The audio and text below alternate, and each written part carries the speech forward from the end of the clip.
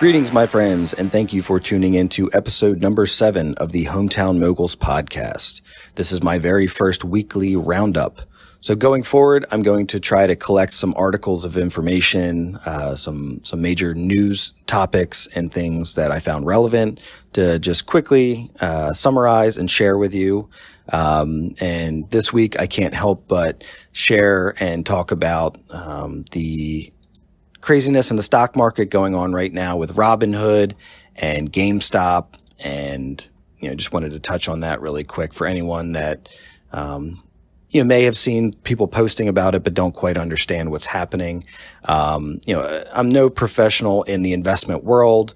I do have a basic understanding and previously held my Series 7. So I kind of understand the general, specifics, but, essentially, some of the keywords you've probably seen or heard people talking about are short or short trading, a short squeeze, and hedge funds. And basically, to understand what's going on, you need to understand what short trading is. Short trading is when you borrow a stock from a broker and you sell it immediately at whatever it's currently trading at.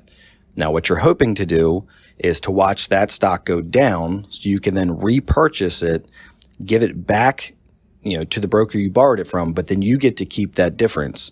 It's kind of an interesting thought because most average investors, you buy a stock and you hope that it goes up in value. So it's kind of a reverse thinking. Now, ever since the pandemic and people being locked down, it seems like there's been an uptick in, the average person getting into the stock market, which is awesome. One of the apps that's grown popular is Robinhood, and its whole idea is to make trading and putting money in the stock market more approachable for the average person. One of the other key players in all of this is Reddit.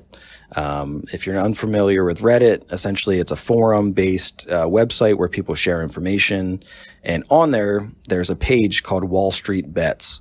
On there, people were sharing information and they noticed that some of these hedge funds were shorting GameStop, AMC, a couple other named ones in the articles. So what they did is they collectively got together and they purchased mass amounts of these stocks and they forced the price upward, which in turn did the complete opposite of what these hedge funds were doing when they were shorting the position, forcing them to then purchase the shares that they borrowed at a much higher price, return them, and causing a loss instead of a gain. There's been reports of some of these hedge funds losing upwards of $13 billion, some of them declaring bankruptcy. And this whole process of driving the price up while someone's shorting it is where you get the term a short squeeze, because the stock just keeps going upward and upward because the hedge funds, when they close out their positions, they then in turn massively purchased amounts of the stock, which just keep it going higher and higher. Now, the big concern with Robinhood came about when all of this started happening, and the stock started, climbing higher and higher, and there was volatility and concerns, and they decided to restrict trading on their platform for these shares. So imagine that you're the average investor, whether you planned it along with Reddit or not. You purchased these stocks, you saw them go up, you're excited, you want to cash out and take your money home. And all of a sudden your platform that you're using is telling you that you have to sit there and watch as the stock goes back down and you're starting to lose money that you gained. Understandably, people are upset. And the biggest question is this legal? Can you do this? Is this market manipulation? Is this something that is hidden in Robinhood's terms and agreements that allows them to do it? So it'll be interesting to see. This is definitely a developing story. I imagine the powerful elites and people involved with the hedge funds and in the stock market, they're not going to just sit back and allow people now to hunt down any short sales and force the stock up like this now that people are collectively understanding more about the market.